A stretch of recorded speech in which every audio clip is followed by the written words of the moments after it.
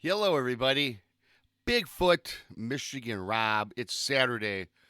It's September 23rd. I hope you're enjoying your weekend.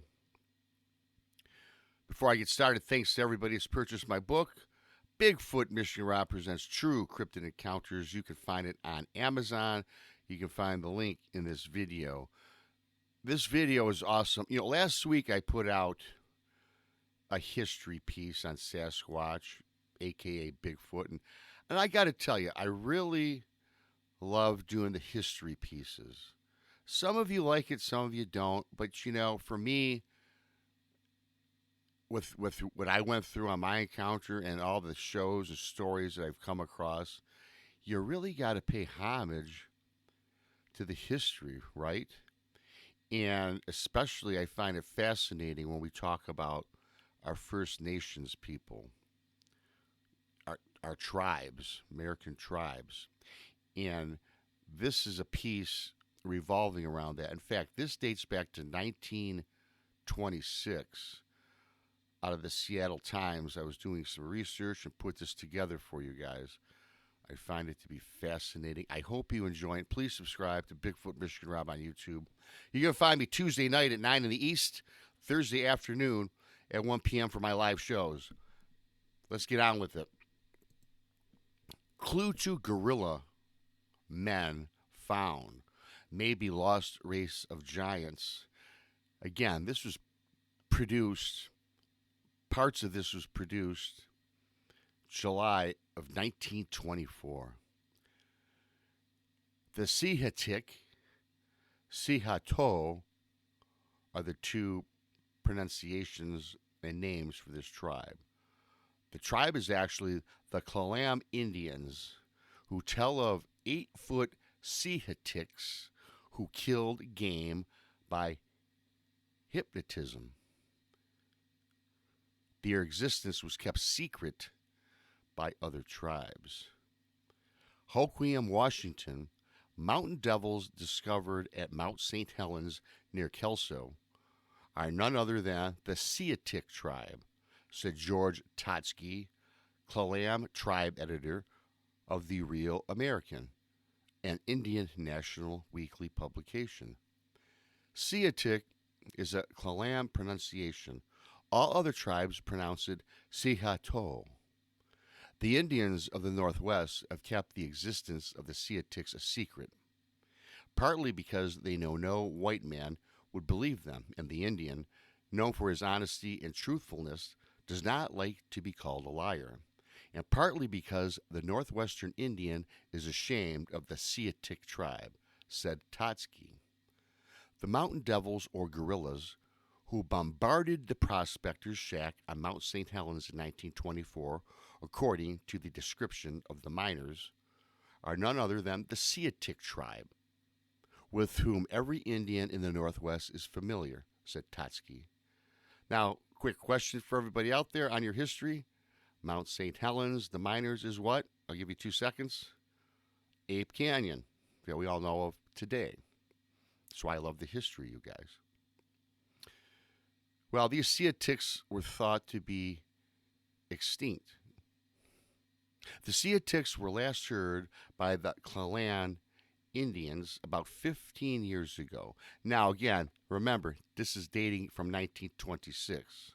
So we're looking at, quick math, 1899, 1909, or something like that. And it was believed by the present-day Indians that they had become extinct. The Sietik tribe also made their home in caves in the heart of the wilderness of Vancouver Island in the Olympic Range, in particular, Mt St Helens. As described by the Klelam Indians, the Sietiks are 7 to 8 foot tall. They have hairy bodies like the bear. They are great hypnotists and kill their game by stunning them with hypnotic power. They also have a gift of ventriloquism, throwing their voices at great distances, and can imitate any bird in the Northwest. They have a very keen sense of humor, also described Totsky. In the past generations, they stole many Indian women and Indian babies.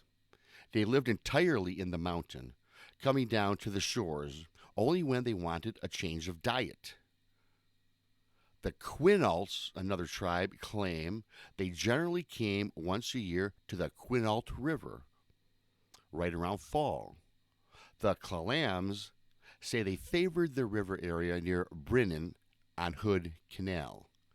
After having their fill of fresh salmon, they stole dried salmon from the Indian women. The Sietik tribes are harmless if left alone. The Kallam tribe, however, at one time, several generations ago, killed a young man of the Sietik tribe to their everlasting sorrow. For they killed off a whole branch of the Kallam tribe except for one, and he was merely left to tell the tale to the other Klallams. The Kallam Indians believe that the Sietik tribe have now become extinct.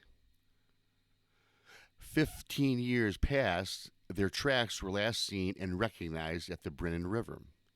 Prior to that time, many Kallam Indians have met and talked with men of this strange tribe for the Sietiks.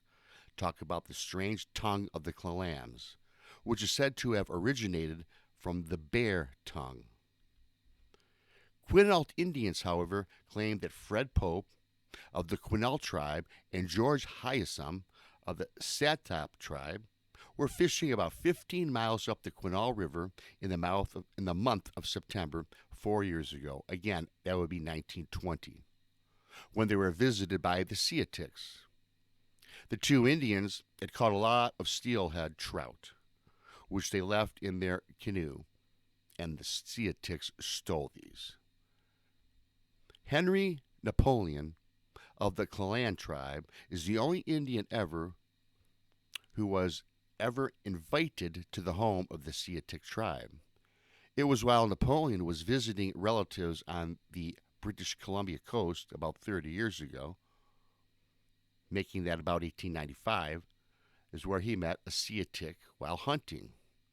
The giant Indian then invited him to their home, which is the very heart of the wilderness on Vancouver Island. Napoleon claims they live in a large cave. He was treated with every courtesy and told some of their secrets. He claims that the giant Indians made themselves invisible by strange medicine that they rub over their bodies, and that they were able to cause great fear by hypnotic power, and had the gift of ventriloquism to mimic the owl and throw their voices. Some Indians claim that during the process of evolution, when the Indian was changing from animal to man, the Sietik did not fully absorb the Tamanaries or soul power. Again, that's an Indian term. I'm sorry, I don't know what that is, you guys. Thus, he became an anomaly in the process of evolution. The Indians of the Northwest are of the belief that the mountain devils found at Mt St Helens are indeed the Sietik Indians, and it is generally their custom to frighten persons who have displeased them by throwing rocks and other timber at unsuspecting travelers, hunters, etc.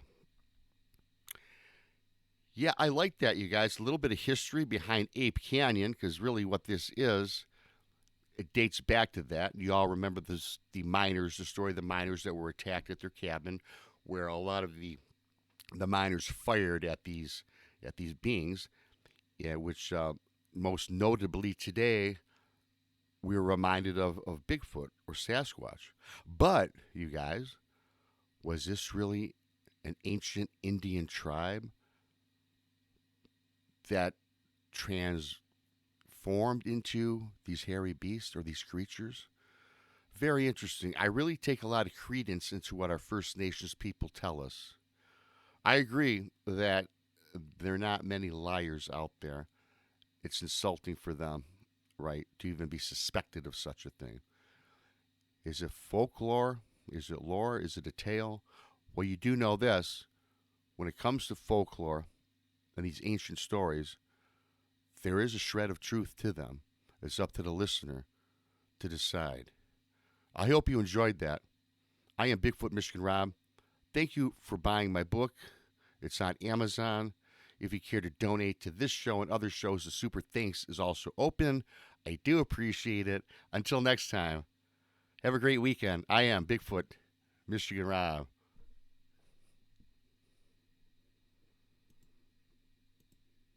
If I can find the exit button like text. Bye-bye.